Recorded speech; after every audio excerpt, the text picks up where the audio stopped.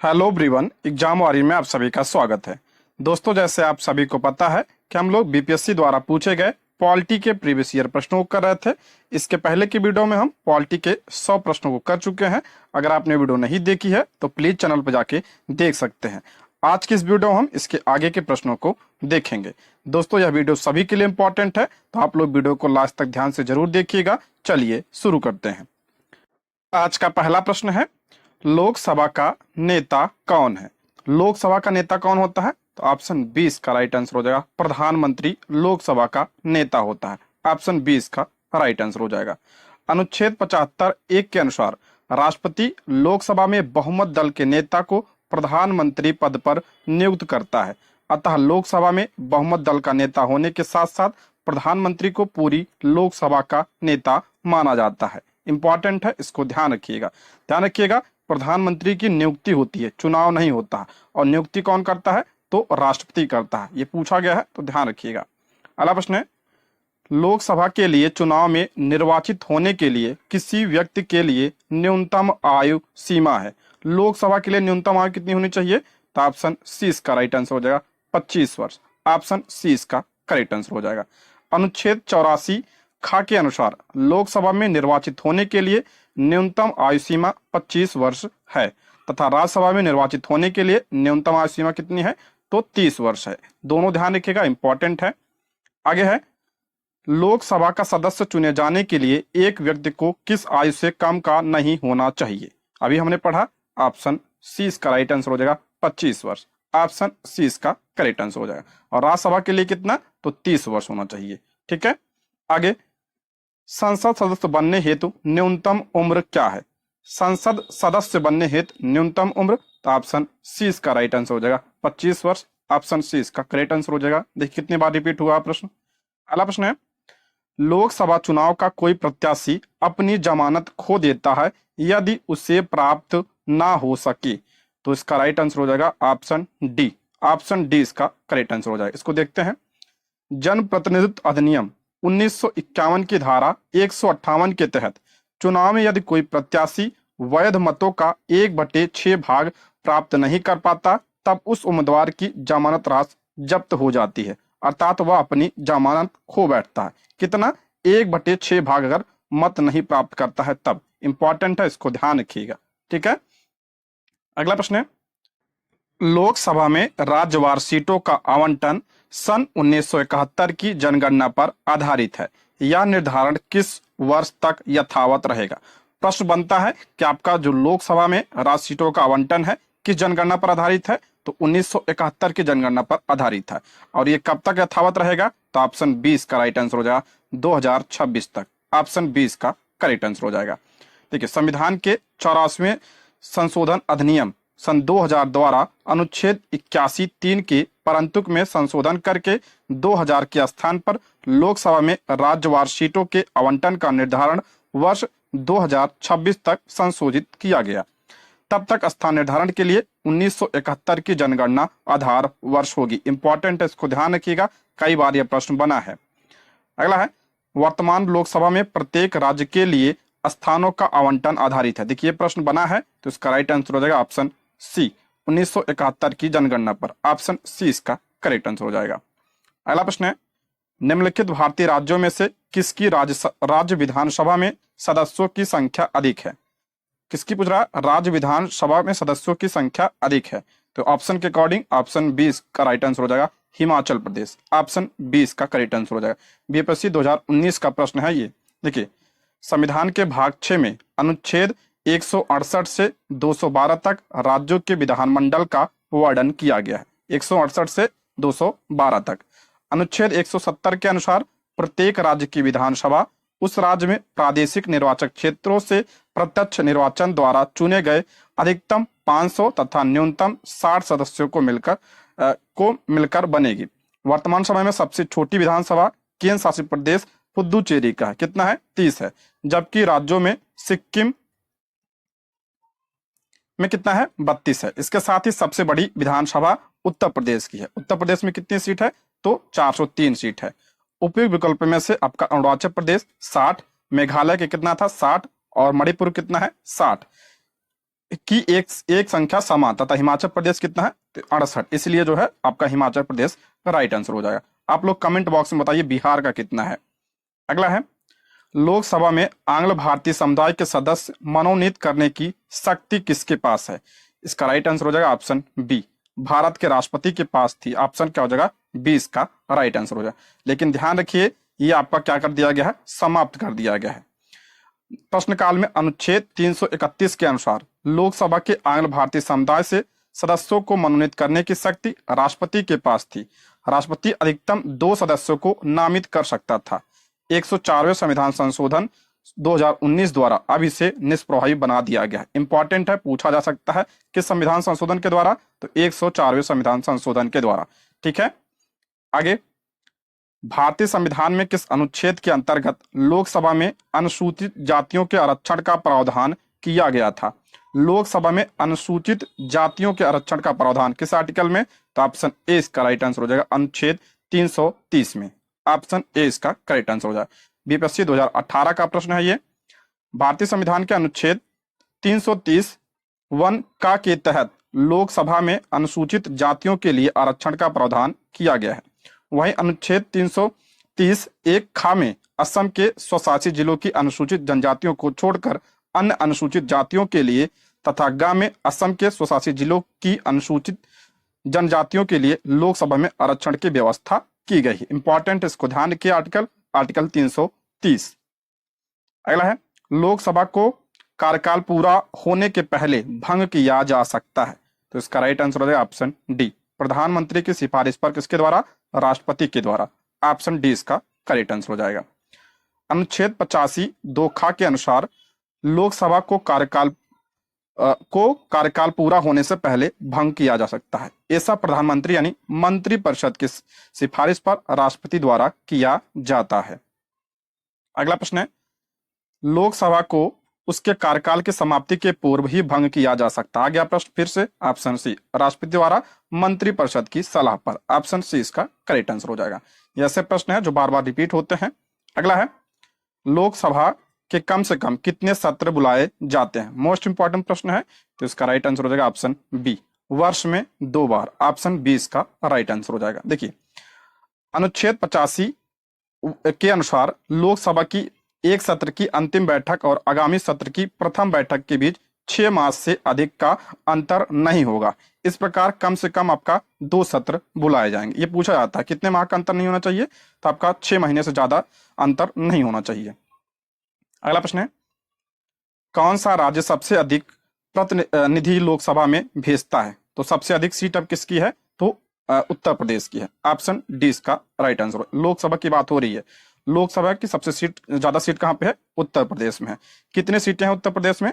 तो आपका 80 सीटें उत्तर प्रदेश में है। अगर हम बात करें पश्चिम बंगाल में कितनी है? 42, मध्य प्रदेश में 29 और बिहार में कितना है? तो बिहार में 40 सीट है। इंपॉर्टेंट है, इसको ध्यान रखिएगा। अगला प्रश्न है, जहां तक लोकसभा में प्रतिनिधित्व का प्रश्न है, कौन से राज्य दूसरे तथा तीसरे दर्जे पर है? इंपॉर्टेंट है, ऑप्शन ए, बिहार तथा महाराष्ट्र। ऑप्शन क्या हो जाएगा? ए इसका राइट आंसर हो जाएगा। देखिए, प्रश्नकाल के समय 3 नए राज्य नहीं बने थे। उस समय बिहार में लोकसभा सीटों की संख्या 54 थी तथा महाराष्ट्र में आपका 48 थी। ये आपका 1994 का प्रश्न है, इसीलिए ठीक है, इसलिए 54, उसके बाद महाराष्ट्र में कितनी थी? 48। वर्ष 2000 में 3 नए राज्यों के गठन के साथ संख्या में परिवर्तन आया। अब स्थिति इस प्रकार है, लोकसभा में प्रथम स्थान किसका है? तो आपका किसका है? उत्तर प्रदेश का। दूसरा स्थान महाराष्ट्र का, ये जरूर ध्यान रखिएगा। दूसरा स्थान आप किसका है? महाराष्ट्र का। अब तीसरा स्थान कितना है? किसका है? पश्चिम बंगाल का। और मध्य प्रदेश की कितनी सीटें हैं? 29। तमिलनाडु कितनी सीटें हैं? आपका 39। और बिहार कितनी है? आपका 40 सीटें हैं। इंपॉर्टेंट है, इसको आप ध्यान रखिएगा। ठीक है, आगे बढ़ते हैं। लोकसभा का पहला आम चुनाव कब हुआ? लोकसभा का पहला आम चुनाव अक्सर एग्जाम में पूछा जाता है, तो ऑप्शन बी, 1952 में पहला आम चुनाव हुआ था। ऑप्शन क्या हो जाएगा? बी इसका राइट आंसर हो जाएगा। लोकसभा का प्रथम चुनाव 25 अक्टूबर 1951 से 21 फरवरी 1952 के मध्य हुआ था। यह चुनाव 489 सीटों के लिए हुआ। लोकसभा का प्रथम अधिवेशन पूछा जाए तो 13 मई 1952 को हुआ था। ठीक है, अगला प्रश्न है, राज्यसभा में राज्यों को प्रतिनिधित्व निम्नांकित में से किस आधार पर दिया जाता है? तो किस आधार पर? तो ऑप्शन बी, उनकी जनसंख्या के अनुपात के स्थान ठीक है, आधार पर दिया था। ऑप्शन बी इसका राइट आंसर हो जाएगा। राज्यसभा में राज्यों को प्रतिनिधित्व उनकी जनसंख्या के अनुपात में दिया जाता है। इस प्रकार किस राज्य से राज्यसभा में कितनी सीटें होंगी उसका निर्धारण संविधान की चौथी अनुसूची में कर दिया गया। मोस्ट इंपॉर्टेंट है, चौथी अनुसूची में है ये, ध्यान रखिएगा। अगला प्रश्न है, राज्यसभा के सदस्य चुने जाते हैं तो राज्यसभा का जो सदस्य होते हैं ये आपका 6 वर्ष के लिए चुने जाते हैं। सदस्यों का कार्यकाल कितना होता है? 6 वर्ष। लेकिन अगर पूछा जाए राज्यसभा का कार्यकाल कितना होता है तो राज्यसभा अस्थायी सदन है, इसे भंग नहीं किया जा सकता और सदस्यों का कार्यकाल 6 वर्ष होता है और प्रत्येक 2 वर्ष बाद जो है 1/3 सदस्य जो होते हैं सेवानिवृत्त होते रहते हैं। ठीक है। अगला प्रश्न है, राज्यसभा को अस्थायी सदन कहते हैं क्योंकि? आ गया प्रश्न ऑप्शन बी, इसे विघटित नहीं किया जा सकता इसलिए। ऑप्शन क्या हो जाएगा? बी इसका राइट आंसर हो जाएगा। राज्यसभा किस आर्टिकल में है? तो आर्टिकल 80 में है। अगला प्रश्न है, राज्यसभा को भंग करने का अधिकार किसे प्राप्त है? तो इसका राइट आंसर हो जाएगा ऑप्शन डी, किसी को भी नहीं प्राप्त है क्योंकि ये आपका क्या है? अस्थायी सदन है। ठीक है, इसे भंग नहीं कर सकता। ऑप्शन डी इसका राइट आंसर हो जाएगा। अगला, राष्ट्रपति द्वारा राज्यसभा में कितने व्यक्ति मनोनीत किए जाते हैं? बार बार रिपीट होता है प्रश्न। ऑप्शन सी 12 व्यक्ति। ऑप्शन क्या हो जाएगा? सी इसका राइट आंसर हो जाएगा। अनुच्छेद 80 के अनुसार राष्ट्रपति द्वारा राज्यसभा में 12 व्यक्ति मनोनीत किए जाते हैं जिन्हें साहित्य, विज्ञान, कला और समाज में विशेष ज्ञान या व्यावहारिक अनुभव प्राप्त हो। नेक्स्ट है, राज्यसभा के चेयरमैन, पढ़ चुके हैं इसके बारे में। राज्यसभा के चेयरमैन, तो इसका राइट आंसर हो जाएगा ऑप्शन ए, भारत के उपराष्ट्रपति। ऑप्शन क्या हो जाएगा? ए इसका राइट आंसर हो जाएगा। राज्यसभा का पदेन अध्यक्ष उपराष्ट्रपति होता है और वह राज्यसभा का सदस्य नहीं होता है। मोस्ट इंपॉर्टेंट, इसको ध्यान रखिए, पूछा जाता है ये। अनुच्छेद 89 व अनुच्छेद 64 के अनुसार वह राज्यसभा का पदेन सभापति होता है। ये आर्टिकल 64 जरूर ध्यान रखिए, पूछा गया है। ठीक है। अगला है, लोकसभा के स्पीकर का निर्वाचन होता है। लोकसभा के स्पीकर का निर्वाचन, तो इसका राइट आंसर हो जाएगा ऑप्शन सी, लोकसभा के सभी सदस्यों के द्वारा किया जाता है। ऑप्शन क्या हो जाएगा? सी इसका राइट आंसर हो जाएगा। प्रैक्टिस सेट में सब प्रश्न आ चुका है, हम इसको करा चुके हैं कई बार। लोकसभा के स्पीकर का निर्वाचन लोकसभा के सभी सदस्यों द्वारा किया जाता है। वर्तमान में लोकसभा अध्यक्ष कौन है? तो ओम बिरला है तथा उपाध्यक्ष आपका एम थम्बी दुरई है। के पश्चात क्या है? अब ये रिक्त है, उपाध्यक्ष का पद रिक्त है। अगला है, लोकसभा के वर्तमान उपाध्यक्ष कौन है? ये आपका 1999 का प्रश्न है, इसलिए ऑप्शन डी होगा इसमें। उस समय कौन थे? तो पीएम सईद थे। अगला बढ़ते हैं, संसद के 2 सत्रों के बीच अधिकाधिक अंतराल होना चाहिए। अभी हमने पढ़ा, तो आपका ऑप्शन बी उसका राइट आंसर हो जाएगा 6 महीने का। 6 महीने से ज्यादा नहीं होना चाहिए। ऑप्शन क्या हो जाएगा? बी इसका राइट आंसर हो जाएगा, ऑप्शन बी। अगला है, राजनीतिक शब्दावली में शून्य काल का अर्थ है। शून्य काल क्या होता है? इसके यहाँ पे देखते हैं। प्रश्नकाल और सभा पटल पर पत्र रखे जाने के तत्काल पश्चात तथा किसी सूचीबद्ध कार्य को सभा द्वारा शुरू करने से पहले के समय का लोकप्रिय नाम क्या है? शून्यकाल। प्रश्नकाल और सभा पटल पर पत्र रखे जाने के तत्काल पश्चात तथा किसी सूचीबद्ध कार्य को सभा द्वारा शुरू करने से पहले के समय को शून्यकाल कहते हैं। चूंकि यह मध्याह्न 12 बजे से शुरू होता है, इस अवधि को शिष्ट भाषा में शून्यकाल कहते हैं।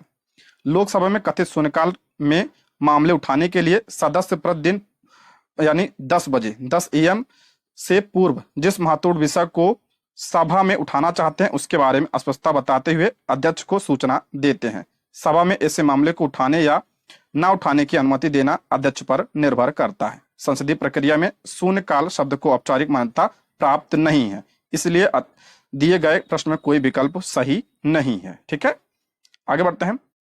भारतीय प्रशासन में विभाजन प्रणाली किससे संबंधित है? विभाजन प्रणाली, तो इसका राइट आंसर हो जाएगा ऑप्शन सी, नीति या क्रियान्वयन से। ऑप्शन सी इसका राइट आंसर हो जाएगा। बीपीएससी 2022 का प्रश्न है। भारतीय प्रशासन में विभाजन प्रणाली नीति निर्माण और क्रियान्वयन से संबंधित है। इसमें सचिवालय नीति निर्माण करता है। सचिवालय क्या करता है? नीति निर्माण करता है, जबकि क्रियान्वयन संबंधित निकायों या एजेंसियों द्वारा किया जाता है और इसका क्रियान्वयन एजेंसियों के द्वारा किया जाता है। अगला है, निम्नलिखित में से कौन सी संसदीय समिति कार्यपालिका को नियम विनिमय बनाने के लिए प्रत्यायोजित शक्ति से संबंधित है? तो इसका राइट आंसर हो जाएगा ऑप्शन बी, अधीनस्थ विधान पर समिति। ऑप्शन बी इसका राइट आंसर हो जाएगा। ये भी आपका प्रश्न 2022 का है। संसद की अधीनस्थ विधान पर समिति 15 सदस्यों की अस्थायी समिति है। यह समिति कार्यपालिका को प्रत्यायोजित विधान पर संसद को रिपोर्ट देती है। पहला है आम आदमी पार्टी है। देखिए वर्तमान में आम आदमी पार्टी राष्ट्रीय पार्टी, ये जरूर ध्यान रखिएगा। ऑप्शन क्या हो जाएगा? 20 का राइट आंसर। पुराना प्रश्न है इसलिए ऑप्शन क्या हो जाएगा? 20 का करेक्ट आंसर हो जाएगा। आम आदमी पार्टी राष्ट्रीय पार्टी है। ठीक है, आगे बढ़ते हैं। संसद के दोनों सदनों का संयुक्त अधिवेशन आयोजित होता है। बहुत इंपॉर्टेंट प्रश्न है। संसद के दोनों सदनों का संयुक्त अधिवेशन पूछ रहा है। देखते हैं इसके बारे में। पहले पढ़ते हैं भारत के राष्ट्रपति के निर्वाचन के लिए, दूसरा है भारत के उपराष्ट्रपति के निर्वाचन के लिए, तीसरा है संविधान में संशोधन से संबंधित विधेयक को पारित करने के लिए, चौथा है एक ऐसे विधेयक पर विचार करने और उसे पारित करने के लिए जिस पर दोनों सदनों में मतभेद हो। इसका राइट आंसर हो जाएगा आपका, केवल आपका चौथा ही सही है। ठीक है, ऑप्शन डी इसका राइट आंसर हो जाएगा। ऑप्शन डी केवल 4। व्याख्या देखते हैं। संविधान के अनुच्छेद 108 के अनुसार संसद के दोनों सदनों का संयुक्त अधिवेशन तब आयोजित होता जब किसी विधेयक पर विचार करने और उसे पारित करने में दोनों सदनों में क्या होता है? आपका मतभेद होता है। ध्यान रखिएगा, ये आपका जो संयुक्त बैठक होती है, इसे बुलाता कौन है? तो इसे बुलाता आपका राष्ट्रपति है। राष्ट्रपति इसे बुलाता है, लेकिन इसकी अध्यक्षता कौन करता है? जो आपका लोकसभा का अध्यक्ष होता है। लोकसभा का अध्यक्ष इसकी क्या करते हैं? अध्यक्षता करता है। ये पॉइंट आप जरूर ध्यान रखिएगा। ठीक है, आर्टिकल 108 में है ये। ठीक, आगे बढ़ते हैं। और इसमें एक पॉइंट और ध्यान रखिए, ये आपका जो संविधान संशोधन विधेयक होता है, इस पर नहीं बुलाया जाता। संविधान संशोधन विधेयक और धन विधेयक, इस पर नहीं बुलाया जाता है संयुक्त बैठक। अगला प्रश्न है भारतीय राजनीति व्यवस्था में इनमें से कौन सर्वोच्च है? वो इसमें सर्वोच्च कौन सा है? तो संविधान सबसे सर्वोच्च है। ऑप्शन बी इसका राइट आंसर हो जाएगा। भारतीय राजनीति व्यवस्था में संविधान सबसे सर्वोच्च है। यही राज्य व्यवस्था के स्वरूप, उद्देश्य का निर्धारण करता है एवं विभिन्न इकाइयों के सृजन का प्रावधान करता है। आगे बढ़ते हैं। दिल्ली है, दिल्ली क्या है? तो दिल्ली केंद्र शासित प्रदेश है। ऑप्शन बी इसका राइट आंसर हो जाएगा। अच्छा बताइए वर्तमान में कितने केंद्र शासित प्रदेश हैं? कितने केंद्र शासित प्रदेश और जो है कितने राज्य हैं? आप कमेंट बॉक्स में जरूर बताइए। आप लोग कमेंट नहीं करते हैं, आप लोग कमेंट जरूर करिएगा। पहला, सिक्किम भारत का एक राज्य बनाया गया था। बहुत इंपॉर्टेंट है, सिक्किम भारत का एक राज्य बनाया गया था। तो इसका राइट आंसर हो जाएगा ऑप्शन सी, 35वें संविधान संशोधन के अंतर्गत। ऑप्शन क्या हो जाएगा? सी इसका राइट आंसर हो जाएगा।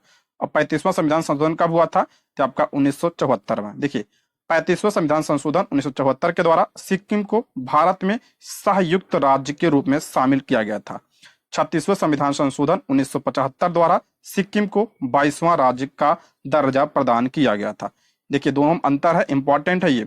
अगर पूछे कि सहयुक्त राज्य, तो आपका 35वां संविधान संशोधन 1974 के द्वारा, और इसे पूर्ण राज्य कब बनाया गया था? तो 36वां संविधान संशोधन 1975 के द्वारा बना था। ठीक है, दोनों ध्यान रखिएगा। अगला है बिहार को काटकर एक पृथक वनांचल राज्य का बनना संभव है।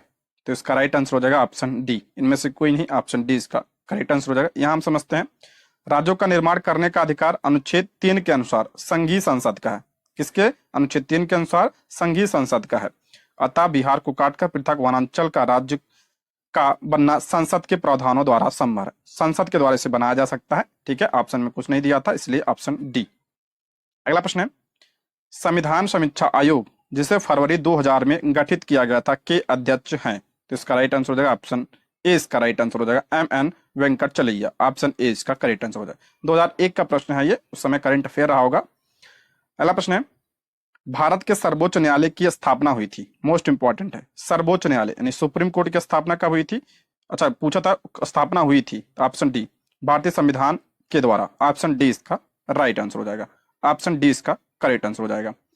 अनुच्छेद 124 में न्यायाधीशों की संख्या का उल्लेख है। जब संविधान प्रारंभ हुआ तब उच्चतम न्यायालय के न्यायाधीशों की संख्या मुख्य न्यायमूर्ति के अतिरिक्त 7 थी। संसद के उच्चतम न्यायालय न्यायाधीश संख्या 1956 में अधिनियमित करके इस संख्या को 10 कर दिया गया। 1960 में बढ़ाकर 13, 1977 में बढ़ाकर 17, 1986 में आपका 25 तथा 2008 में 30, 2019 में 33 मुख्य न्यायाधीश के अतिरिक्त करा दिया गया। ठीक है, इसको ध्यान रखिएगा, इंपॉर्टेंट है। आगे बढ़ते हैं। भारत के सर्वोच्च न्यायालय की स्वीकृति क्षमता क्या है? तो स्वीकृति क्षमता क्या है? इसमें ऑप्शन में कुछ दिया ही नहीं। वर्तमान में कितना है? 33 है। अगला है भारतीय सर्वोच्चता न्यायालय में न्यायाधीशों की नियुक्ति कौन करता है? न्यायाधीशों की नियुक्ति कौन करता है? तो ऑप्शन 20 का राइट आंसर हो जाएगा राष्ट्रपति। ऑप्शन 20 का करेक्ट आंसर हो जाएगा। 2017 का प्रश्न है भारतीय संविधान के अनुच्छेद 124(2) के अनुसार राष्ट्रपति सर्वोच्च न्यायालय के प्रत्येक न्यायाधीश को नियुक्त करता है। कॉलेजियम पद्धति की अनुशंसा पर सर्वोच्च न्यायालय तथा उच्च न्यायालयों के न्यायाधीशों की नियुक्ति होती है। ठीक है, आगे, उच्चतम न्यायालय के न्यायाधीशों की संख्या की वृद्धि करने की शक्ति किसके पास है? उच्चतम न्यायालय के न्यायाधीशों की संख्या में वृद्धि करने की शक्ति किसके पास है? तो संसद के पास है। ऑप्शन सी इसका राइट आंसर हो जाएगा। भारतीय संविधान के अनुच्छेद 124 के अनुसार उच्चतम न्यायालय के न्यायाधीशों की संख्या में वृद्धि करने की शक्ति संसद के पास है। दातव्य की उच्च न्यायालयों में न्यायाधीशों की संख्या विहित करने का अधिकार राष्ट्रपति के पास है। ठीक है, ये आपका हाई कोर्ट की बात हो रही है। अगला प्रश्न है, सर्वोच्च न्यायालय के न्यायाधीशों की सेवानिवृत्ति की उम्र क्या है? सर्वोच्च न्यायालय यानी सुप्रीम कोर्ट का, तो ऑप्शन सी इसका राइट आंसर हो जाएगा 65 वर्ष। Option C. बीपीएससी 2017 का प्रश्न है, ये सारे प्रश्न बीपीएससी के द्वारा पूछे गए हैं, इसलिए बहुत इंपॉर्टेंट है। भारतीय संविधान के अनुच्छेद 124(2) के अनुसार सर्वोच्च न्यायालय के न्यायाधीश की सेवानिवृत्ति की आयु जो है 65 वर्ष निर्धारित है। ठीक है, ऑप्शन क्या हो जाएगा? सी इसका करेक्ट आंसर हो जाएगा। दोस्तों, यदि आप हमारे चैनल पर नए हैं तो प्लीज चैनल को सब्सक्राइब करें, और अगर आपको वीडियो पसंद आती है तो लाइक, शेयर और कमेंट करें, और कोई सुझाव हो तो कमेंट बॉक्स में आप लोग जरूर बताइएगा। ऐसे ही हम सारे सब्जेक्ट के प्रीवियस ईयर प्रश्नों करेंगे, तो आप लोग चैनल को सब्सक्राइब जरूर कर लीजिएगा। अगला है, सर्वोच्च न्यायालय का न्यायाधीश अपने पद से त्यागपत्र किसको लिखकर दे सकता है? इंपॉर्टेंट है, तो ऑप्शन ए राष्ट्रपति को। ऑप्शन ए इसका करेक्ट आंसर हो जाएगा। सर्वोच्च न्यायालय का न्यायाधीश अपने पद से त्यागपत्र राष्ट्रपति को लिखकर दे सकता है। इसके अतिरिक्त संसद की सिफारिश पर राष्ट्रपति द्वारा उसे पद से हटाया जा सकता है। उल्लेखनीय है कि भारतीय संविधान के भाग 6 अनुच्छेद 124 से लेकर 147 तक उच्चतम न्यायालय के गठन, स्वतंत्रता, शक्तियां, प्रक्रिया एवं न्याय क्षेत्र का उल्लेख है। अगला है, न्यायिक पुनरावलोकन का अर्थ यह है कि सर्वोच्च न्यायालय, मोस्ट इंपॉर्टेंट है, न्यायिक पुनरावलोकन, इसका राइट आंसर हो जाएगा ऑप्शन डी, किसी भी राज्य के कानून को अवैध घोषित कर सकता है। ऑप्शन डी इसका राइट आंसर हो जाएगा। न्यायिक पुनरावलोकन का अर्थ है कि सर्वोच्च न्यायालय किसी भी राज्य या केंद्र के कानून को अवैध घोषित कर सकता है। यदि केंद्र या किसी राज्य के द्वारा बनाए गए कानून संवैधानिक प्रावधानों का उल्लंघन करते हैं तो सर्वोच्च न्यायालय उन्हें शून्य घोषित कर सकता है।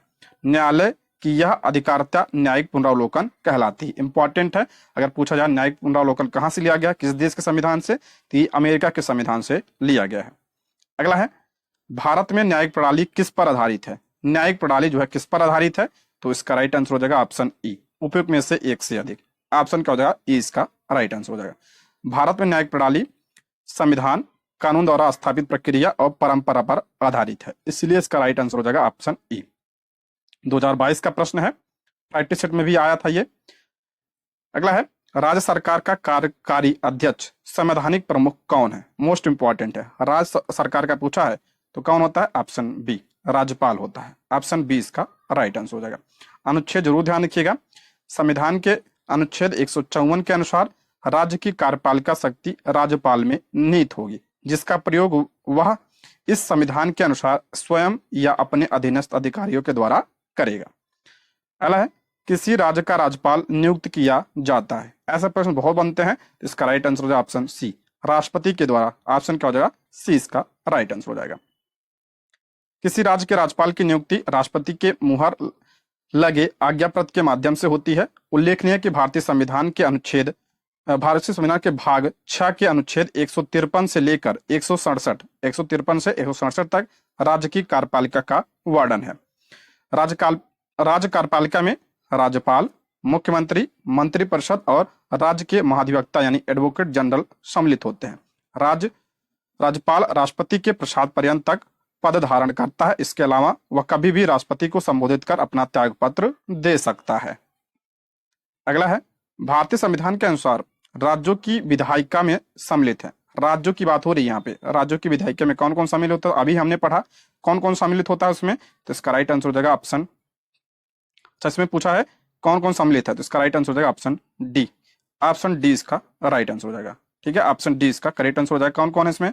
राज्यपाल है, विधानसभा, विधान परिषद, जहां इसका अस्तित्व हो। ठीक है, ऑप्शन क्या हो जाएगा? 4 इसका राइट आंसर हो जाएगा। केवल आपका चौथा ही सही है, ऑप्शन डी इसका राइट आंसर हो जाएगा।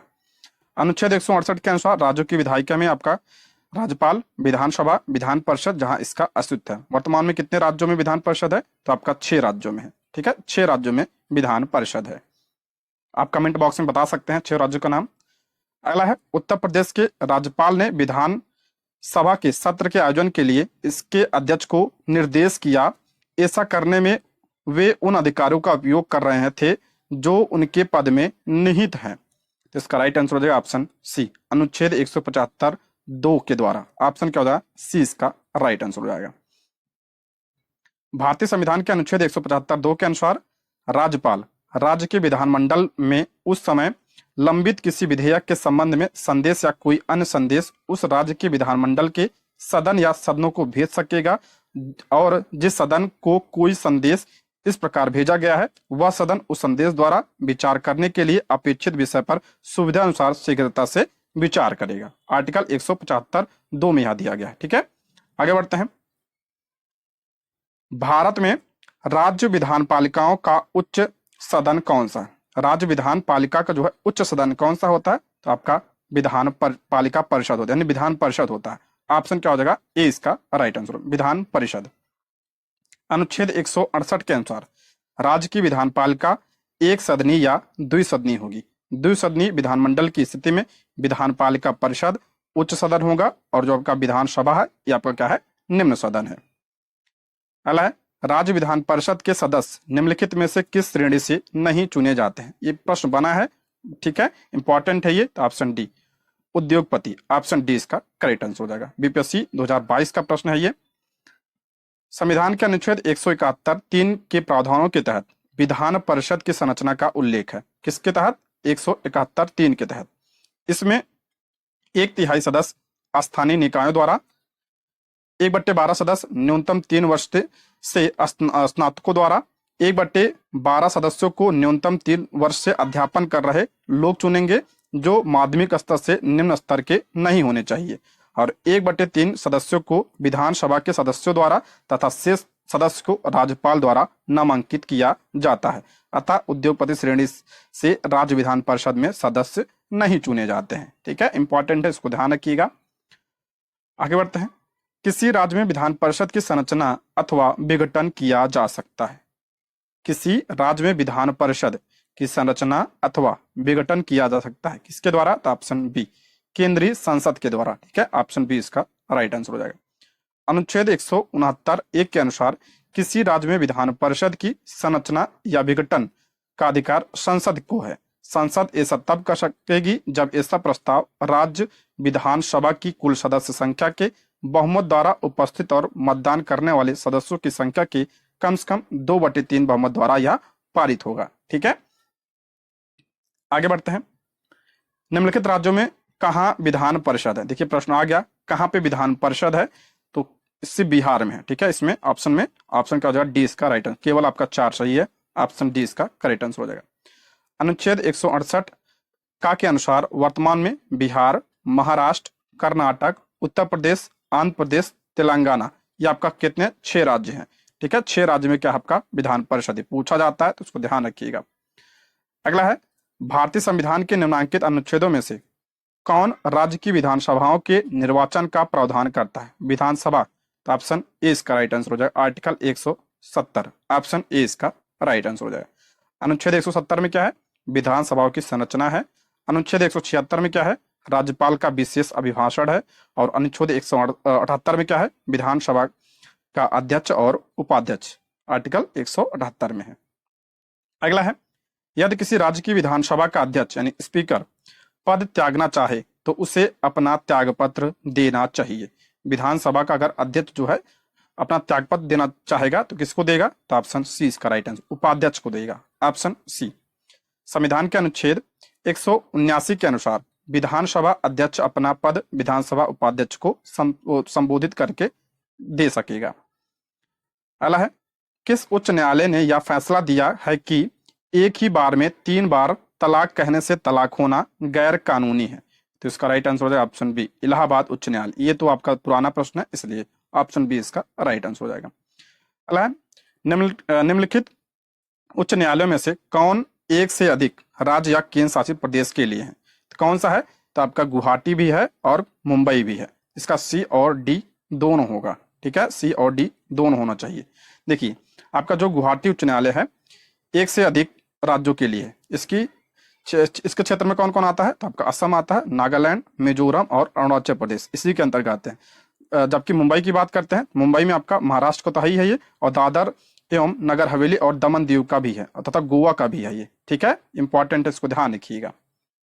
अगला प्रश्न है, बाबरी मस्जिद यानी राम जन्मभूमि का विवाद जो इलाहाबाद उच्च न्यायालय लखनऊ न्यायपीठ के समक्ष है का प्रकार है। देखिए आपका 2001-2 का प्रश्न है, तो इसका राइट आंसर हो जाएगा ऑप्शन बी, इसका राइट आंसर हो जाएगा ऑप्शन बी, इसका करेक्ट आंसर हो जाएगा स्वत्वाधिकार मुकदमा, ऑप्शन क्या हो जाएगा बी, इसका राइट आंसर हो जाएगा।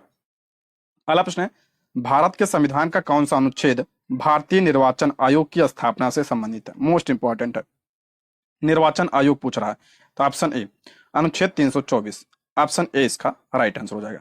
भारतीय संविधान के अनुच्छेद 324 के तहत संसद एवं राज्य विधान मंडलों तथा राष्ट्रपति एवं उपराष्ट्रपति पदों के निर्वाचन के लिए निर्वाचक नामावली तैयार कराने तथा निर्वाचनों के संचालन का अधीक्षण, निर्देशन और नियंत्रण करने के लिए निर्वाचन आयोग का प्रावधान किया गया। आर्टिकल 324 ध्यान रखिएगा, इंपॉर्टेंट है। अगर पूछा जाए निर्वाचन आयोग की स्थापना कब की गई थी, तो 25 जनवरी 1950 को जो है निर्वाचन आयोग की स्थापना की गई थी, इसलिए 25 जनवरी को मतदाता दिवस के रूप में भी मनाया जाता है। पूछा गया प्रश्न है। अगला है, भारतीय संविधान का कौन सा अनुच्छेद संवैधानिक प्रावधानों की संघीय संसद राज्य विधान पालिकाओं द्वारा बनाए गए नियमों या कानूनों पर प्राथमिकता प्रदान करती है। मोस्ट इंपॉर्टेंट है ये, इसका राइट आंसर हो जाएगा ऑप्शन ए 13, ऑप्शन ए इसका करेक्ट आंसर हो जाएगा। संविधान के अनुच्छेद 13 में यह प्रावधान है कि संघ व राज्य कोई ऐसा कानून नहीं बनाएंगे जो भाग 3 में प्रदत्त मौलिक अधिकारों को छीनती या न्यूनतम करती हो। मोस्ट इंपॉर्टेंट है, इसको ध्यान से देखिएगा। यदि कोई कानून मौलिक अधिकारों के उल्लंघन में बनाया गया है तो वह कानून उल्लंघन की मात्रा तक शून्य होगी। अनुच्छेद 32 संवैधानिक उपचार, अनुच्छेद 245 केंद्र व राज्य के मध्य संवैधानिक शक्तियों का विस्तार, अनुच्छेद 326 लोकसभा व विधानसभा का निर्वाचन वयस्क मताधिकार के आधार पर होना है। ठीक है, ये आपका अनुच्छेद भी, इसको भी ध्यान रखिएगा। आर्टिकल 32 बहुत इंपॉर्टेंट है, इसे डॉक्टर भीमराव अम्बेडकर ने संविधान की आत्मा भी कहा है। आगे बढ़ते हैं, निम्नलिखित में से कौन सा विषय समवर्ती सूची का है। मोस्ट इंपॉर्टेंट है, बीपीएससी का फेवरेट प्रश्न है ये, समवर्ती सूची का पूछ रहा है, तो इसका राइट आंसर हो जाए ऑप्शन बी। शिक्षा क्या है आपका समवर्ती सूची की विषय है, ऑप्शन क्या हो बी, इसका राइट आंसर हो जाएगा ऑप्शन बी। अगर हम बात कर दें कृषि और पुलिस किस सूची का विषय है, तो ये राज्य सूची का विषय है। और रक्षा किस सूची का विषय है, तो ये आपका केंद्र सूची का विषय है, केंद्र सूची का विषय है रक्षा। देखिए यहाँ पे मैं बता दे रहा हूँ सारा, आपका ये जो तीनों सूचियां हैं किसमें है, तो ये आपका अनुसूची 7 में आपका केंद्र सूची है, राज्य सूची है, और कौन सा आपका समवर्ती सूची है। समवर्ती सूची बहुत इंपॉर्टेंट है, सबसे ज्यादा यही है इंपॉर्टेंट। इसमें 52 विषय हैं वर्तमान में। इसमें कौन कौन आता है, एक तो आपका शिक्षा हो गया, उसके बाद जंगल, ध्यान रखिए आपकी बीपीएससी तैयारी 2 में पूछा गया था जंगल, और इसमें क्या आपका शादी आपका इसी में आता है, और आर्थिक नियोजन ये भी पूछा गया बीपीएससी तैयारी 2 में, तो आपका आर्थिक नियोजन भी इसी में आता है। ये आपका क्या हो गया समवर्ती सूची। राज्य सूची की बात करते हैं तो इसमें आपका कृषि हो गया, आपका सिंचाई हो गया, अस्पताल, पुलिस, ये सब किसमें आते हैं, राज्य सूची में आते हैं। बाकी आपका केंद्र सूची में आपका रक्षा, डाक, संचार, ये सब केंद्र सूची के विषय हैं, इंपॉर्टेंट है, इसको ध्यान रखिएगा। ठीक है, आगे बढ़ते हैं। निम्न में से किस अनुच्छेद के अंतर्गत वित्त आयोग का गठन का प्रावधान किया गया। मोस्ट इंपॉर्टेंट है, वित्त आयोग का गठन का प्रावधान किसमें है, तो आपका ऑप्शन ए इसका राइट आंसर हो जाएगा अनुच्छेद 280 में, ऑप्शन ए इसका करेक्ट आंसर हो जाएगा। देखिए हाल ही में जो है वित्त आयोग के अध्यक्ष बने हैं, आप उनका नाम जो है कमेंट बॉक्स में जरूर बताइएगा, कमेंट बॉक्स में आप लोग जरूर बताइए उनका नाम क्या है, बहुत इंपॉर्टेंट है, पूछा जा सकता है वो। अगला, भारत में संघीय वित्त आयोग संबंध रखता है। संघीय वित्त आयोग, ऑप्शन बी, राज्यों एवं केंद्र के बीच वित्त से, ऑप्शन बी इसका राइट आंसर हो जाएगा। भारत में संघीय वित्त आयोग राज्यों एवं केंद्र के बीच वित्त से संबंध रखता है या दोनों के मध्य कर एवं अनुदानों के बारे में विभाजन के सिद्धांतों के बारे में सुझाव देता है। अगला, योजना आयोग की स्थापना कब हुई थी। मोस्ट इंपॉर्टेंट है, जीके में भी पूछा जाता है ये, योजना आयोग की स्थापना, तो ऑप्शन बी 15 मार्च 1950 को इसकी स्थापना हुई थी, ऑप्शन बी इसका राइट आंसर हो जाएगा, ऑप्शन बी। और योजना आयोग के स्थान पर क्या बना, तो आपका नीति आयोग। नीति आयोग की स्थापना कब हुई थी, तो आपका 1 जनवरी 2015 को इसकी स्थापना हुई थी। इंपॉर्टेंट है, इसको ध्यान रखिएगा। आगे, उस राजनीतिक दल का नाम बताइए जो मिली जुली केंद्रीय सरकार का हिस्सा नहीं है लेकिन जिसका सदस्य 13वीं लोकसभा का स्पीकर चुना गया। ये आपका जो है 1999 का प्रश्न है, उस समय इसका राइट आंसर था आपका option A, Telugu Desam party. आगे बढ़ते हैं। भारत के विभिन्न राजनीतिक दलों को राष्ट्रीय या क्षेत्रीय दल का दर्जा देने का अधिकार किसको प्राप्त है, मोस्ट इंपॉर्टेंट है ये, चुनाव आयोग को यह दर्जा प्राप्त है। ठीक है, ऑप्शन सी इसका राइट आंसर हो जाएगा, ऑप्शन सी इसका करेक्ट आंसर हो जाएगा। अगला, भारत के राजनीतिक दलों के संबंध में निम्नलिखित कथनों पर विचार कीजिए। पहला दिया है, जन प्रतिनिधित्व अधिनियम 1951 राजनीतिक दलों के पंजीकरण का प्रावधान करता है। दूसरा है, राजनीतिक दलों का पंजीकरण निर्वाचन आयोग करता है। तीसरा है, राष्ट्रीय स्तर पर राजनीतिक दल वह है जिसे 4 या अधिक राज्यों में मान्यता प्राप्त है। चौथा, 1999 के आम चुनाव में निर्वाचन आयोग द्वारा मान्यता प्राप्त 6 राष्ट्रीय और 48 राज्य स्तरीय दल थे। तो इसका राइट आंसर है ऑप्शन डी, सभी सही था उस समय। ये 2001 का प्रश्न है, तो ऑप्शन क्या हो जाएगा, डी इसका राइट आंसर हो जाएगा, ऑप्शन डी इसका करेक्ट आंसर हो जाएगा। ठीक है, आप कमेंट बॉक्स बताइए वर्तमान में कितनी राष्ट्रीय पार्टी हैं, वर्तमान में कितनी राष्ट्रीय पार्टियां, ये भी इंपॉर्टेंट है, आप कमेंट बॉक्स में जरूर बताइएगा। ठीक, अगला है, निम्न में से किस वर्ष सरकारीय आयोग जिसे केंद्र राज्य संबंधों में परिवर्तन की संतुति का अधिकार दिया गया था ने अपना प्रतिवेदन जमा किया था, मोस्ट इंपॉर्टेंट प्रश्न है। तो इसका राइट आंसर ऑप्शन डी, 1987 में, ऑप्शन बी इसका राइट आंसर हो जाएगा। बीपीएससी 2018 का ही प्रश्न है ये। सरकारी आयोग जिसे केंद्र राज्य संबंधों की समीक्षा के लिए गठित किया गया था, इसे 27 अक्टूबर 1987 को आधिकारिक तौर पर अपना प्रतिवेदन जमा किया था। गौरतलब है कि वर्ष 1983 में केंद्र सरकार ने सर्वोच्च न्यायालय के सेवानिवृत्त न्यायाधीश RS सरकारिया की अध्यक्षता में एक 3 सदस्यीय आयोग का गठन किया था। इस आयोग ने केंद्र राज्य संबंधों की सुधार की दिशा में 247 सिफारिशें प्रस्तुत की थी। इंपॉर्टेंट है, बस इतना ध्यान रखिएगा, सरकारी आयोग किससे संबंधित है, तो आपका ये केंद्र राज्य संबंध से संबंधित है, यही पूछा जाता है, बस इतना ध्यान रखिएगा। अगला, पंचायत के चुनाव कराने हेतु निर्णय किसके द्वारा लिया जाता है, ये बहुत इंपॉर्टेंट है।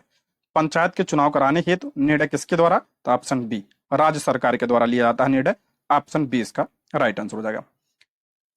पंचायतों को संविधान की 7वीं अनुसूची में राज्य सूची की प्रविष्ट 5 का विषय माना गया। किसमें शामिल है ये पंचायत, राज्य सूची का विषय। संविधान के अनुच्छेद 40 में पंचायतों के संबंध में राज्यों को कानून बनाने का अधिकार दिया गया, मोस्ट इंपॉर्टेंट है। पंचायत की बात किसमें कही गई है, तो आपका डीपीएसपी में कही गई है, आर्टिकल 40 में। इस प्रकार पंचायत राज्य सरकार का विषय है, इसके गठन तथा चुनाव कराने का अधिकार राज्यों को ही प्राप्त है। अगला, पंचायती राज विषय है, अभी हमने पढ़ा, तो इसका राइट आंसर हो जाएगा ऑप्शन सी, ये राज्य सूची का विषय है, ऑप्शन सी इसका राइट आंसर हो जाएगा। पंचायती राज संस्थाओं को 29 कार्यों की सूची किस अनुच्छेद के तहत दी गई है, मोस्ट इंपॉर्टेंट है, प्रैक्टिस सेट में भी प्रश्न आया था ये, तो ऑप्शन डी इसका राइट आंसर हो जाएगा, अनुच्छेद 243 जी के तहत। इसमें कितने विषय हैं, तो आपका 29 विषय हैं, मोस्ट इंपॉर्टेंट ऑप्शन डी इसका राइट आंसर हो जाएगा। और अब बात करें पंचायती राज व्यवस्था की, तो पंचायती राज संस्थाओं को 29 कार्यों की सूची अनुच्छेद 243 जी के अंतर्गत दी गई है। अनुच्छेद 243 जी यानी 243 छह के अनुसार पंचायतों को आर्थिक विकास और सामाजिक न्याय के लिए योजनाएं तैयार करने तथा आर्थिक विकास और सामाजिक न्याय की ऐसी योजनाओं को जो उन्हें सौंपी जाए, जिनके अंतर्गत वे योजनाएं भी हैं जो 11वीं अनुसूची में सूचीबद्ध विषयों के संबंध में है, कार्यान्वित करने का उत्तरदायित्व सौंपा गया है। 11वीं अनुसूची, ये इंपॉर्टेंट है, 11वीं अनुसूची को 73वें संविधान संशोधन अधिनियम 1992 द्वारा संविधान में जोड़ा गया। इसमें पंचायत से संबंधित 29 कार्यों की सूची वर्णित है, मोस्ट इंपॉर्टेंट है।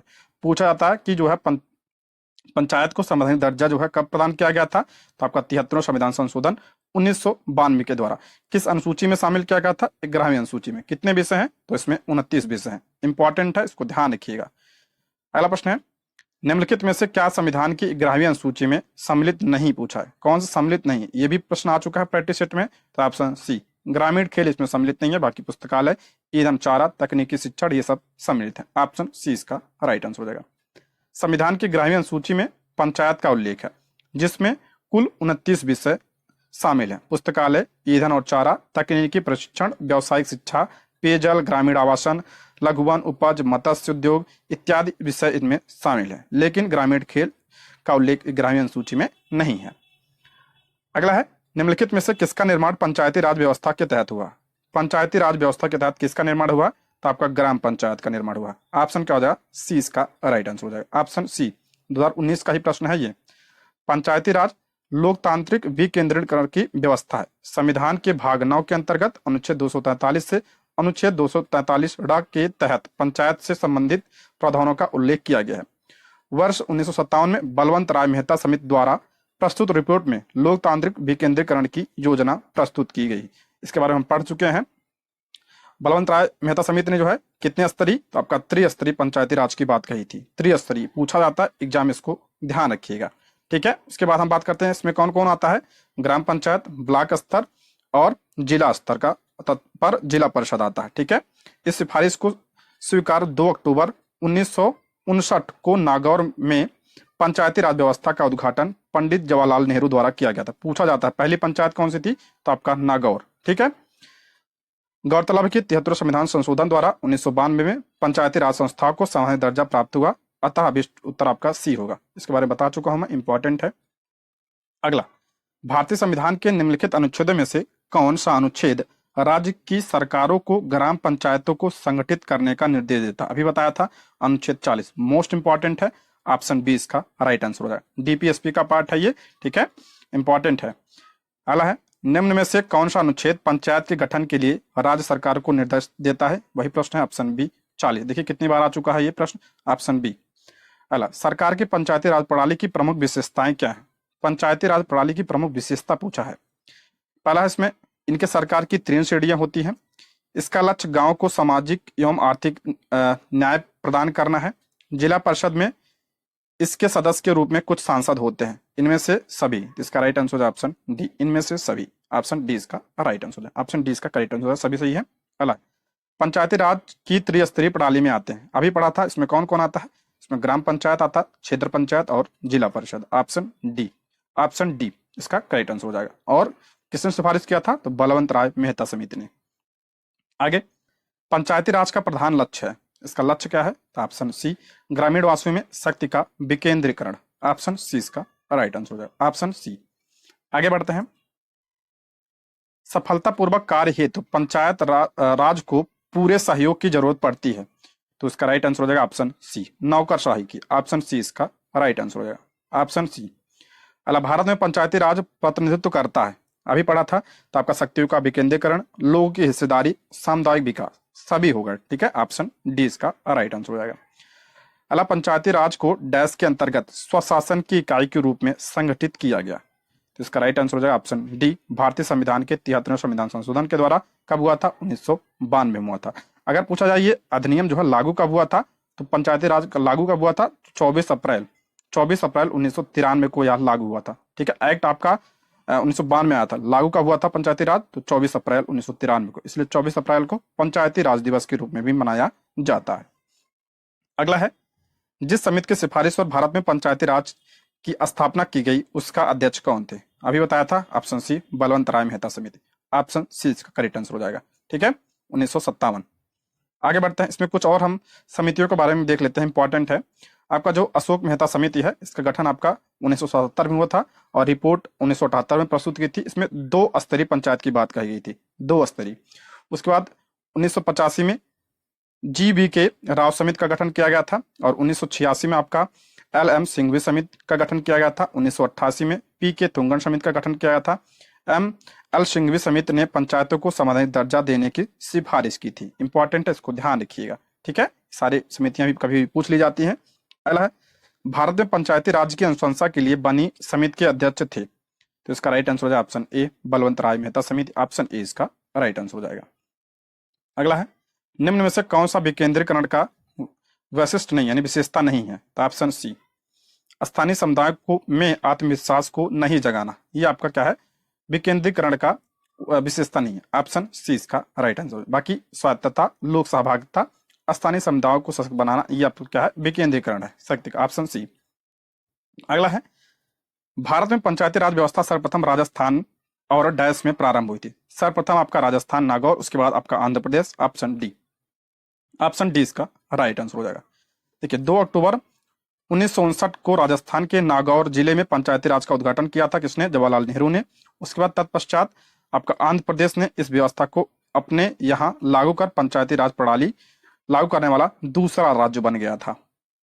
अगला है पंचायती राज सर्वप्रथम प्रतिवर्तित किया गया तो कहाँ पे? राजस्थान में। ऑप्शन डी 1959 में। अगला, निम्नलिखित में से किस कमेटी या आयोग ने न्याय पंचायत बनाने की सिफारिश की? न्याय पंचायत, इसका राइट आंसर है ऑप्शन बी, अशोक मेहता समिति ने। ऑप्शन बी इसका राइट आंसर हो जाए। 2017 का प्रश्न है, देखते हैं इसमें। अशोक मेहता समिति का गठन कब हुआ था? 1977 में जनता पार्टी सरकार ने इसका गठन किया था, जिसने अगस्त 1978 में अपनी रिपोर्ट सौंपी थी। उन्होंने ही न्याय पंचायत को विकास पंचायत से अलग रखने ताकि सभापति एक योग्य न्यायाधीश को नियुक्त करने की सिफारिश की थी। अगला प्रश्न है, निम्नलिखित में से कौन सा कार्य स्थानीय स्वशासन के क्षेत्र के अधिकार क्षेत्र में नहीं आता है?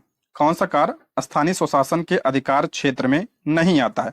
सार्वजनिक स्वास्थ्य, स्वच्छता, जनोपयोगी सेवा, सार्वजनिक अनुशासन एवं रखरखाव, ये आपका नहीं आता। ऑप्शन डी सार्वजनिक अनुशासन का रखरखाव। स्थानीय स्वशासन के अधिकार क्षेत्र में सार्वजनिक स्वास्थ्य आता है, स्वच्छता, जनोपयोगी सेवा आते हैं, किंतु सार्वजनिक अनुशासन का रखरखाव नहीं आता है। सार्वजनिक अनुशासन का रखरखाव आपका कार्यपालिका के क्षेत्र के अंतर्गत आता है। अगला है, पंचायत राज प्रणाली किस सूची में? पंचायती राज प्रणाली किस सूची में? बता चुका हूं इसके बारे में, तो इसका राइट आंसर हो जाएगा ऑप्शन बी, ये राज्य सूची का विषय है। ऑप्शन बी इसका राइट आंसर हो जाएगा। अगला है, किस राज्य या किन राज्यों ने पंचायती राज व्यवस्था में स्त्रियों के 50% आरक्षण को वैध किया है? मोस्ट इंपॉर्टेंट है, पंचायती राज व्यवस्था में स्त्रियों को 50% का आरक्षण, तो इसका राइट आंसर हो जाएगा सभी। ऑप्शन क्या हो जाएगा? डी इसका राइट आंसर। ऑप्शन डी इसका करेक्ट आंसर हो जाएगा। देखिए बिहार, उत्तराखंड, हिमाचल प्रदेश तथा मध्य प्रदेश राज्यों ने पंचायती राज संस्थाओं में महिलाओं के 50% आरक्षण को वैध किया है। इसके अतिरिक्त आंध्र प्रदेश, केरल, छत्तीसगढ़, झारखंड, महाराष्ट्र, उड़ीसा, राजस्थान, कर्नाटक, पंजाब, सिक्किम, तमिलनाडु, तेलंगाना, पश्चिम बंगाल एवं त्रिपुरा में महिलाओं के लिए 50% स्थान पंचायतों में आरक्षित किए गए हैं। ठीक है, आगे बढ़ते हैं। किन राज्य सरकारों ने 2010 तक स्थानीय निकायों में महिलाओं का आरक्षण 50% कर दिया? ये आपका 2011 का प्रश्न है। ऑप्शन बी इसका राइट आंसर हो जाएगा। ठीक है, आगे 73वें संविधान संशोधन कानून की वैधानिक शुरुआत किस संविधान संशोधन बिल से हुई? इंपॉर्टेंट प्रश्न है, इसके बारे में पढ़ा चुका हूं प्रैक्टिस सेट में, तो इसका राइट आंसर हो जाएगा ऑप्शन डी, 64वां संविधान संशोधन बिल है। ये आपका जानने के विधेयक है। ठीक है, ऑप्शन डी इसका राइट आंसर हो जाएगा। पंचायती राज संस्थाओं को संवैधानिक दर्जा प्रदान करने वाले 73वें संविधान संशोधन अधिनियम की वैधानिक शुरुआत मूलतः 64वें संविधान संशोधन विधेयक बिल द्वारा हुई थी। इस बिल को तत्कालीन प्रधानमंत्री राजीव गांधी ने 1989 में लोकसभा में प्रस्तुत किया था। हालांकि यह विधेयक राज्यसभा में पारित न होने के कारण यह आपका समाप्त हो गया था। तत्पश्चात 72वां संविधान संशोधन विधेयक 1991 संसद के दोनों सदनों द्वारा पारित किया गया। पारित होकर 73वें संविधान संशोधन अधिनियम 1992 के रूप में अधिनियमित हुआ। इंपॉर्टेंट, इसको ध्यान रखिएगा। ठीक है, ये जो आया था ना, ये क्या था? एक्ट नहीं बन पाया था, सिर्फ बिल था। ठीक है, आगे बढ़ते हैं। किस संवैधानिक संशोधन के द्वारा पंचायती राज संस्थाओं को संवैधानिक स्तर प्राप्त हुआ, यानी संवैधानिक दर्जा प्राप्त हुआ? ऑप्शन ए 73वें संविधान संशोधन 1992 के द्वारा। यह प्रश्न बहुत रिपीट हुआ है, इसको ध्यान रखिएगा, अक्सर पूछा जाता है ये सभी एग्जामों में। अगला है, संविधान का 73वां संशोधन अधिनियम है। देखिए संशोधन अधिनियम आपका संबंधित है 73वां, ये आपका ऑप्शन डी पंचायती राज व्यवस्था से। ऑप्शन डी इसका करेक्ट आंसर हो जाएगा। अगला प्रश्न है, भारत में इनमें से कौन सा विषय पंचायती राज संस्थाओं की शक्तियों के अंतर्गत नहीं है? कौन सा विषय पंचायती राज शक्तियों के अंतर्गत नहीं आता है? ऑप्शन बी न्यायिक पुनर्वीक्षण। न्यायिक पुनर्वीक्षण आपका नहीं आता है, यानी जुडिशियल रिव्यू नहीं आता। ऑप्शन बी इसका राइट आंसर हो जाएगा। ये किसके अधीन आता है? तो सर्वोच्च न्यायालय। अगला, भारतीय संविधान में संशोधन के लिए विधेयक लाया जा सकता है। मोस्ट इंपॉर्टेंट है विधेयक। ऑप्शन सी आपका या तो लोकसभा में या राज्यसभा में, किसी भी सदन में लाया जा सकता है। ऑप्शन सी इसका राइट आंसर हो जाएगा। भारतीय संविधान में संशोधन के लिए विधेयक संसद के किसी भी सदन, लोकसभा में या राज्यसभा में लाया जा सकेगा। संविधान संशोधन की शक्ति और उसके लिए प्रक्रिया संविधान के अनुच्छेद 368 में वर्णित है। इंपॉर्टेंट है, इसको ध्यान रखिएगा। अगला प्रश्न है, भारतीय संविधान के लिए प्रथम संशोधन विधेयक लाया गया। मोस्ट इंपॉर्टेंट है, प्रथम संशोधन विधेयक कब लाया गया था? तो ऑप्शन बी 1951 में। ऑप्शन बी इसका राइट आंसर होगा। भारतीय संविधान के लिए प्रथम संशोधन विधेयक 1951 में लाया गया था। सॉरी, इस संशोधन के द्वारा आपका अनुच्छेद 15, अनुच्छेद 19, 6, 19, 2, 31, 85, 87, 174, 186, 341, 342 और 343 में संशोधन किए गए थे। इंपॉर्टेंट है, इसको ध्यान रखिएगा। अगला प्रश्न है, निम्नलिखित में से किस संविधान संशोधन अधिनियम को लघु संविधान कहा गया? मोस्ट इंपॉर्टेंट है, लघु संविधान जो है किस संविधान संशोधन अधिनियम को कहा जाता है? आपका 42वां संविधान संशोधन अधिनियम कहा जाता है। ये कब हुआ था? 1976 में हुआ था। 1976 में हुआ था। 1976 में 42वां संविधान संशोधन अधिनियम द्वारा संविधान में बहुत सारे मौलिक प्रावधानों को बदलने की कोशिश की गई, इसलिए इसे लघु संविधान की संज्ञा दी गई थी। 42वां संविधान संशोधन का मुख्य उद्देश्य उच्चतम न्यायालय द्वारा 1973 में केशवानंद भारती मामले के दिए गए निर्णय से उत्पन्न कठिनाई को दूर करना था, जिसमें संसद की संविधान संशोधन की शक्ति को इस मामले में निर्णित संविधान के आधारभूत ढांचों को संशोधन करने से रोका गया था। ठीक है, इंपॉर्टेंट है। 42वां संविधान संशोधन के द्वारा ही आपका मौलिक कर्तव्य जोड़ा गया था संविधान में। अगला है, पिछड़ी जाति आयोग के प्रथम सभापति कौन थे? पिछड़ी जाति आयोग के प्रथम सभापति कौन थे? तो ऑप्शन बी काका साहब कालेलकर। ऑप्शन बी इसका राइट आंसर है। 2018 का प्रश्न है ये। भारत के संविधान के अनुच्छेद 340 के तहत भारत के राष्ट्रपति के आदेश द्वारा प्रथम अखिल भारतीय पिछड़ी जाति आयोग का गठन 29 जनवरी 1953 को हुआ। इस आयोग के अध्यक्ष कौन थे? काका साहब कालेलकर थे। अगला है, राज्य लोक सेवा आयोग का अध्यक्ष किसके द्वारा नियुक्त किया जाता है? राज्य लोक सेवा आयोग का अध्यक्ष किसके द्वारा नियुक्त किया जाता है?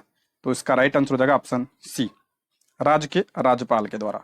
ऑप्शन सी इसका करेक्ट आंसर हो जाएगा। आगे बढ़ते हैं, भारत में मतदान के लिए प्रयोग की जाने वाली मशीन वीवीपैट का संस्करण क्या? ऑप्शन सी इसका राइट आंसर हो जाएगा, M3 है। ऑप्शन सी इसका करेक्ट आंसर हो जाएगा। बीपीएससी 2019 का प्रश्न है, ध्यान रख लीजिएगा।